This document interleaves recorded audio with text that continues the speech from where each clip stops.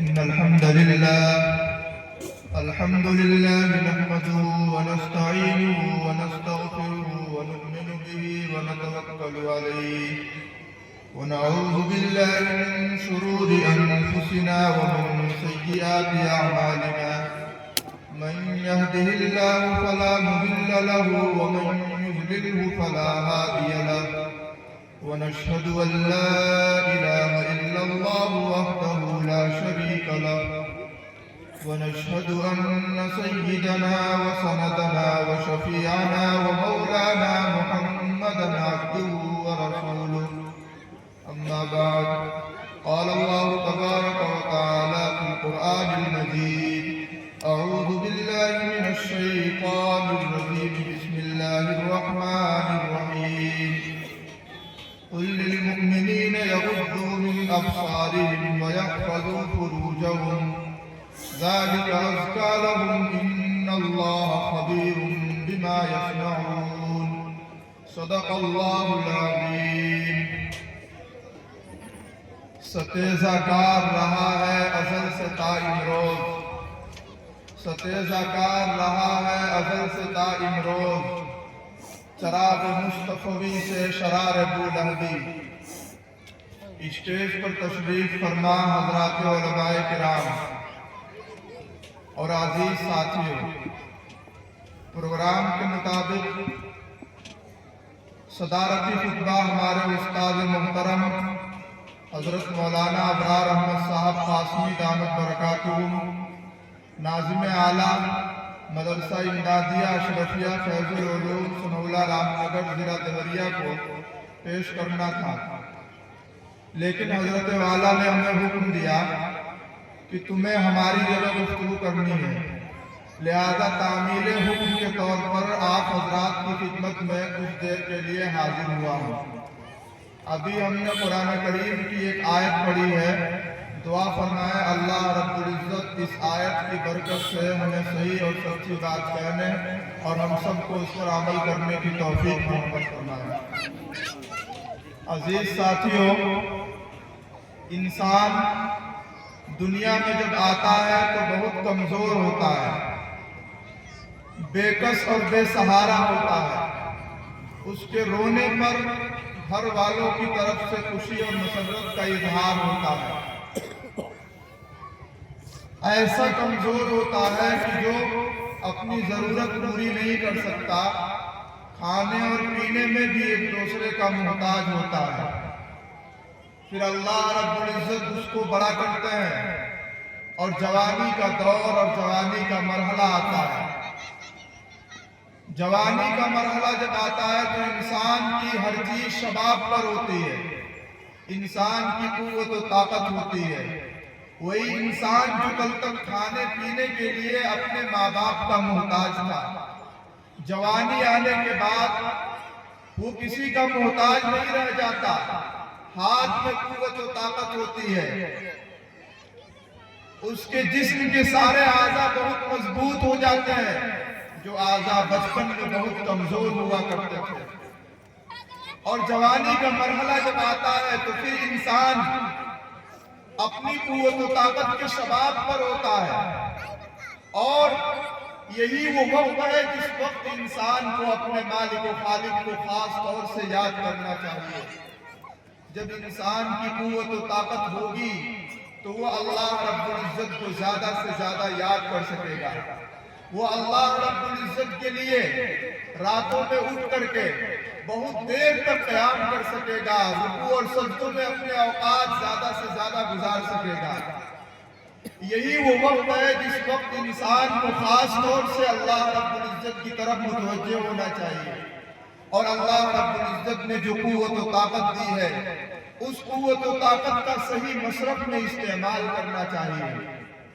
اس جوانی کے بعد ایک مرحلہ آتا ہے جو مرحلہ بڑھاپے کا ہے، پھر انسان اپنی پہلی حالت کی طرف لوٹنا شروع ہو جاتا ہے۔ وہی شخص جو کل تک جوان کہا جاتا تھا، طاقتور سمجھا جاتا تھا، جس کے ہاتھ میں قوت و طاقت تھی، وہی شخص جب بڑھاپے کے مرحلے پر قدم رکھتا ہے تو پھر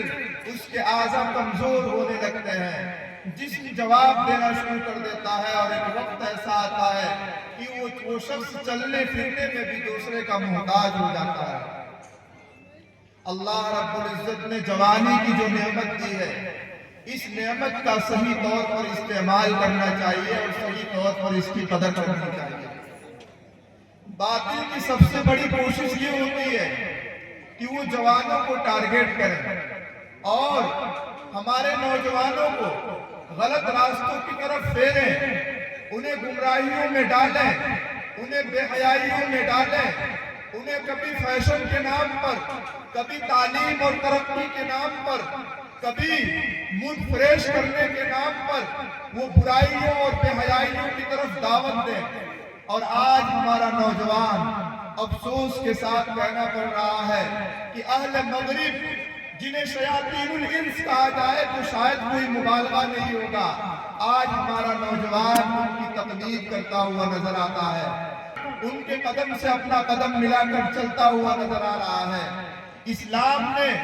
اپنے ماننے والے لوگوں کی جو رہنمائی کی ہے، اپنے ماننے والے لوگوں کو جو راستہ دکھایا ہے، اس راستے پر ہمارا نوجوان تبصرہ کرتا ہوا نظر آ رہا ہے۔ یہ تو وہی پرانی باتیں ہیں، یہ تو پرانے زمانے کے لوگوں کا طور و طریقہ ہے۔ اب دنیا ترقی یافتہ ہو گئی ہے، لوگ ترقی کر چکے ہیں۔ اب جب ترقی کر چکے ہیں تو پھر ان ترقی کرنے والے لوگوں کی پیروی کر رہا ہے۔ کبھی فیشن کے نام پر ہمارے نوجوان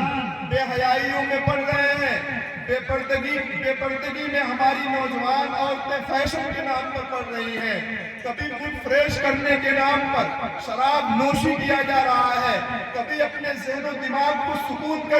پہنچانے کے نام پر سنیما گھروں کو آباد کیا جا رہا ہے۔ افسوس کا مقام کہ ہمارا نوجوان جس عمر میں اسے اللہ رب العزت کی عبادت کی طرف توجہ دینی چاہیے، اس عمر میں وہ غیروں کے راستے پر چلتا ہوا نظر آ رہا ہے۔ باطل اپنے حربوں کے ذریعے، میڈیا چینلز کے ذریعے اور اپنے پروگراموں کے ذریعے، اپنی باتوں کے ذریعے یہ نظریہ پھیلا رہا ہے اور یہ بات لوگوں کو سمجھانے کی کوشش کر رہا ہے کہ جس اسلام کو تم ماننے والے ہو، اب تو یہ اسلام بہت پرانا ہو گیا، اب تو یہ اسلام قدیم ہو چکا، جدید کی ضرورت ہے، نئی چیزوں کی ضرورت ہے۔ آؤ فیشن کو اپناؤ، پرانی چیزوں کو ترک کرو۔ محمد عربی صلی اللہ علیہ وسلم نے جو رہنمائی کی ہے، اس رہنمائی کو نعوذ باللہ تم چھوڑ دو اور اس راستے سے تم دور ہو جاؤ، کبھی فیشن کے نام پر، کبھی بے حیائی کے نام پر، اور ہمارے نوجوان اس جانب بڑھتے ہوئے نظر آ رہے ہیں۔ یاد رکھنا چاہیے کہ اسلام زندگی کے ہر موڑ پر ہمیں رہنمائی کرتا ہے، اور اسلام کی پاکیزہ تعلیمات صرف 1400 سال کے لیے نہیں بلکہ اسلام کی پاکیزہ تعلیمات قیامت تک کے لیے ہے۔ قیامت تک میں جتنے حالات آ جائیں، جتنے انقلابات آ جائیں، جتنے احوال آ جائیں اور زمانہ خود کو جتنا بھی ترقی یافتہ کہنے لگے، اسلام کی وہی تعلیمات اس دور میں بھی ہماری رہنمائی کرتے ہوئے نظر آئیں گی، اور اسلامی تعلیمات پر اس دور میں بھی اگر ہم اور آپ چل رہے ہیں تو انشاءاللہ العزیز کامیابی ہمارے اور آپ کے قدم چومے گی۔ اس لیے ہمیں چاہیے کہ ان فتنوں میں نہ پڑیں اور ان باتوں اور ان تبصروں سے اپنے قدم کو پیچھے نہ کریں،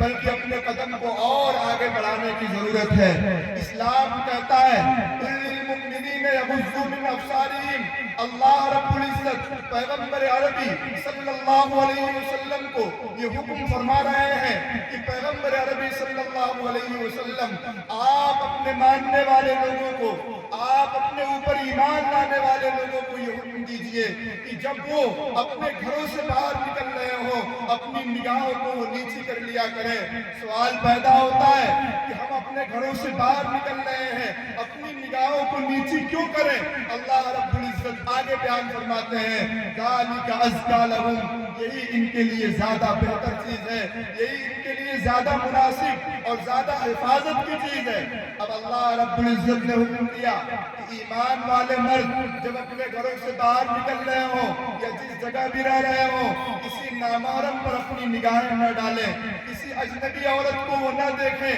اب دنیا والے ہمیں اور آپ کو تانا دیتے ہیں، بھلا بتاؤ تو صحیح تعلیم کے نام پر، بھلا بتاؤ تو صحیح تربیت تربیت کے نام پر، بتاؤ تو صحیح، تربیت کے نام پر اور تہذیب کے نام پر جو نوجوان بچے اور بچیاں آپس میں مل رہی ہیں، آپس میں ایک دوسرے کو دیکھ رہے ہیں، یہ بھلا کیسے برا ہو سکتا ہے اور اس کے اندر کون سی برائی آ سکتی ہے؟ لیکن اسلام اپنے ماننے والوں کو روک رہا ہے۔ قُلْ لِلْمُؤْمِنِينَ يَغُضُّوا مِنْ أَبْصَارِهِمْ، ایمان والے مردوں کو یہ تعلیم دے رہا ہے، اپنے گھروں سے جب تم باہر نکلو اپنی نگاہوں کو نیچے کر لیا کرو، وَيَحْفَظُوا فُرُوجَهُمْ، اور اپنی شرمگاہوں کی حفاظت کرو۔ اور ساتھ ساتھ ایمان والی عورتوں کو بھی اسلام نے حکم دیا ہے، اور اسلام کہتا ہے وَقُلْ لِلْمُؤْمِنَاتِ يَغْضُضْنَ مِنْ أَبْصَارِهِنَّ، کہ ایمان والی عورتیں بہت قیمتی ہیں، جب اپنے گھروں سے یہ باہر نکلا کریں اپنی نگاہوں کو نیچے رکھا کریں، اپنی نگاہوں کو نیچے رکھا کریں اور اپنی شرمگاہوں کی حفاظت کریں۔ قرآن نے دوسرے موقع پر ایمان والی عورتوں کو یہ حکم دیا ہے کہ جب اپنے گھروں سے باہر نکلیں اپنے آپ کو ڈھک لیا کریں، اپنے آپ کو چھپا لیا کریں۔ اب مغربی دنیا تو یہ باتیں کھٹکتی ہیں، اور مغربی دنیا اور نئے خیالات کے لوگ ہمیں اور آپ کو یہ تانا دیتے ہیں، بھلا کیسا دین ہے، کیسی شریعت ہے کہ جو اپنے ماننے والے لوگوں کو کہتا ہے کہ تمہیں کسی اجنبی کی طرف نہیں دیکھنی ہے۔ لیکن میں نے آپ کو کہا زندگی کا ایک مرحلہ جوانی کا آتا ہے، اس کے بعد پھر بڑھاپے کا مرحلہ آتا ہے۔ وہی شخص جو مغربی تعلیم کی روح سے اور جو مغربی دنیا سے تہذیب پا کر کے اور جو مغربی دنیا سے تعلیم و تربیت پا کے اپنی جوانی کو مٹن گشتی میں گزارا کرتا تھا، اپنی جوانی کو ایک دوسری عورتوں کو دیکھنے میں گزارا کرتا تھا، نامحرموں کی طرف نظریں اٹھایا کرتا تھا، اور مغرب نے جس طرح کی تعلیم دی تھی کہ دنیا انجوائے کرنے کا نام ہے، مغرب کی اس گائیڈ لائنز پر عمل کرتے ہوئے اپنی زندگی بالکل آوارہ گردی کے ساتھ گزار رہا تھا۔ وہی شخص جب اس کی قوت و طاقت ختم ہوتی ہے، جب اس کی قوت و طاقت کم پڑتی ہے، اور جب بوڑھا ہوتا ہے، اور جب کسی بچی کا باپ بنتا ہے، جب کسی عورت کا شوہر ہوتا ہے، اور جب کسی بہن کا بھائی ہوتا ہے، اور اپنے بڑھاپے کی عمر میں جب وہ پہنچتا ہے، پھر جب اس کی بچیوں کی طرف کوئی نظریں اٹھاتا ہے تو دوسروں کی نگاہیں اسے کھٹکتی ہیں، پھر جب اس کی بہن کی طرف کوئی نظر اٹھاتا ہے دوسروں کی نگاہیں اسے کھٹکتی ہیں، اور اپنے کیے پر وہ شرمندہ ہوتا ہے اور اپنے کیے پر وہ افسوس کرتا ہے۔ اس لیے میرے عزیز ساتھیوں، ہمیں اور آپ کو یہ طے کرنا ہوگا اور اپنی زندگی اسلامی تعلیمات کے روح سے گزارنے کی کوشش کرنی ہوگی۔ اسلامی تعلیمات صرف 1400 سال کے لیے نہیں، دنیا اپنی ترقی کا جتنا دعویٰ کرے، ترقی کا دعویٰ دنیا صرف آج نہیں کر رہی ہے، پہلے زمانے میں بھی ترقی کا دعویٰ کیا کرنے والے لوگ آج تاریخ کے اوراق میں موجود ہیں، لیکن دنیا میں کہیں ان کا کوئی تصور نہیں ہے۔ قرآن کریم نے جب کہا وَنَضَعُ الْمَوَازِينَ الْقِسْطَ لِيَوْمِ الْقِيَامَةِ فَلَا تُظْلَمُ نَفْسٌ شَيْئًا، تو کہنے والے لوگوں نے کہا تھا کہ انسان کے اعمال بھلا کیسے تولے جا سکتے ہیں؟ انسان کے اعمال تو کیف سے اس کا تعلق ہے، کم سے اس کا تعلق نہیں، اسے کیسے تولا جا سکتا ہے؟ کیفیات کو تولا نہیں جا سکتا۔ زمانے نے ترقی کیا، زمانے نے کروٹیں لی، اور آج ان کے یہ اعتراضات ہر انسان اپنے پاؤں کی ٹھوکر پر رکھ رہا ہے۔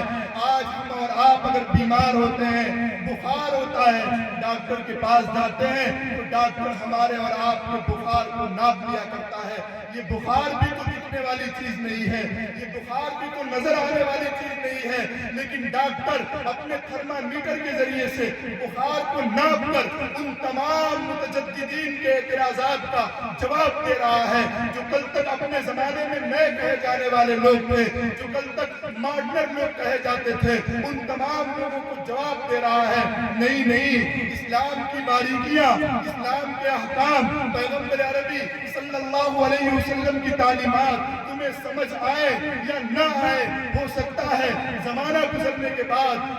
والی نسلوں کو یہ باتیں سمجھ میں آئے، لیکن میرے ماننے والے لوگوں، اسلام پر عمل کرنے والے لوگوں، ان احکام کو اور ان باتوں کو تم ہلکے میں مت لینا، کہیں ان شکوک و شبہات میں مت پڑنا، اس لیے کہ جس ذات نے قرآن پاک نازل کیا ہے وہ ذات اصدق الصادقین ہے، تمام سچوں میں سچی ذات ہے۔ جس ذات کے ذریعے قرآن پاک بھیجا ہے وہ ذات تمام فرشتوں کی سردار ہے، جس ذات پر قرآن پاک نازل کیا گیا ہے تمام سچوں میں سچی ذات ہے، اس لیے ہمیں اور آپ کو اسلام پر عمل کرنے میں کسی قسم کا کوئی شک اور کوئی شبہ نہیں ہونا چاہیے۔ دنیا والوں نے طعنہ دیا اسلام کی عورتوں کو کہ تم کیسی عورتیں ہو، تم باہر نکلتی ہو پردے کے ساتھ، باہر نکلتی ہو حجاب کے ساتھ، باہر نکلتی ہو برقعوں کے ساتھ، یہ کیسی عورتیں ہیں؟ آؤ مغربی دنیا کو دیکھو، آؤ مغرب کی در و دیوار کو دیکھو، آؤ مغرب کی گلیوں کو دیکھو، یہاں کی عورتیں تو برقعوں سے آزاد ہیں، حجاب سے آزاد ہیں، بے پردگی کے ساتھ اپنی زندگی گزار رہی ہے۔ اسلامی تعلیمات کو ترک کر دو، لیکن دنیا نے دیکھ لیا کہ جن عورتوں کو عزت دار کہا جاتا تھا،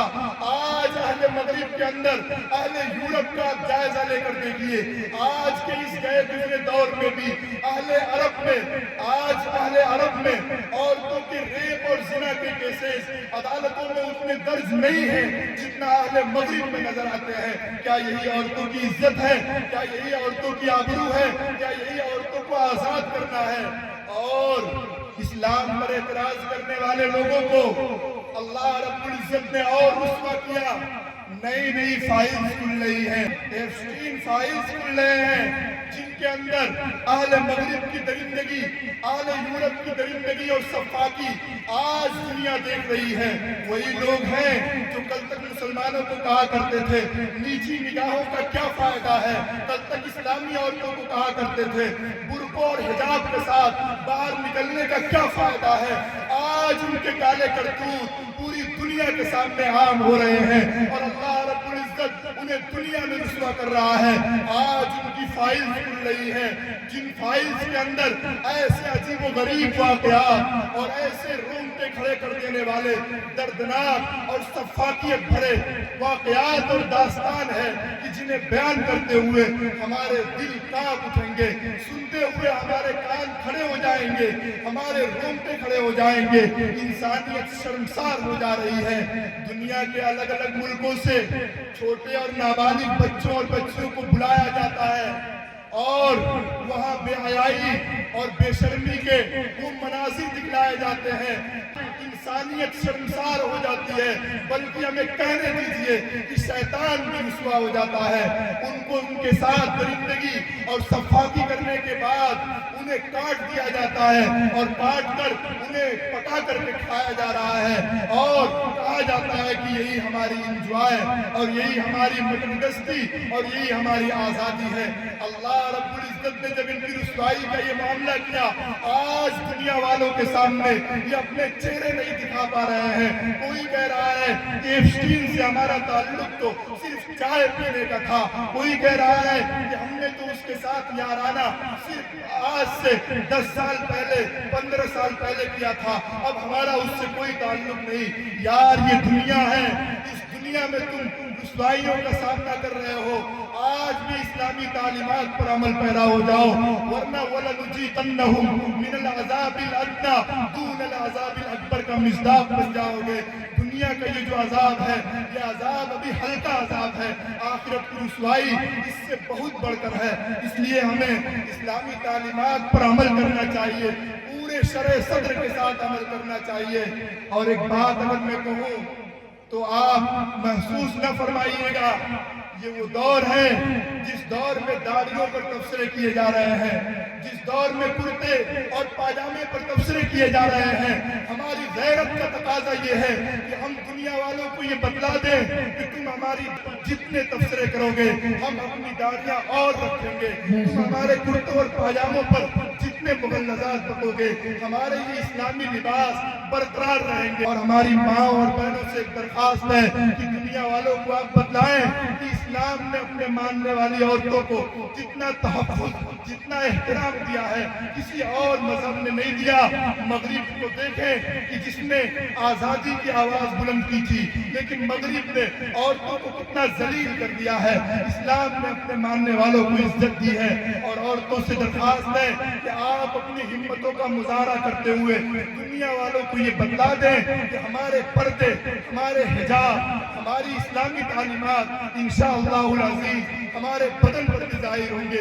ہمارے دل میں بھی محفوظ رہیں گے، اور دنیا کی کوئی طاقت ہمیں اسلام سے، ایمان سے، پیغمبر عربی صلی اللہ علیہ وسلم سے، اللہ سے دستبردار نہیں کر سکتی ہے۔ اس شعر کے ساتھ میں اپنی بات ختم کرتا ہوں۔ توحید کی امانت سینوں میں ہے ہمارے، توحید کی امانت سینوں میں ہے ہمارے، آسان نہیں مٹانا نام و نشاں ہمارا۔ اس لیے آخر درخواست ہے کہ اپنے بچوں کو آپ اسلامی تعلیمات سے مربوط کرتے ہوئے حضرت مولانا عباس صاحب ثاقبی دامت برکاتہم نے جو ادارہ قائم کیا ہے جامعہ عبیدیہ نور العلوم، آپ اس ادارے میں داخل کر کے اپنی اولاد کو اسلامی تعلیمات سے آراستہ کریں۔ اللہ رب العزت مجھے بھی ان باتوں پر عمل کرنے کی توفیق دیں۔ وما علینا الا البلاغ وآخر دعوانا الحمدللہ رب العالمین۔ جزاک اللہ خیر۔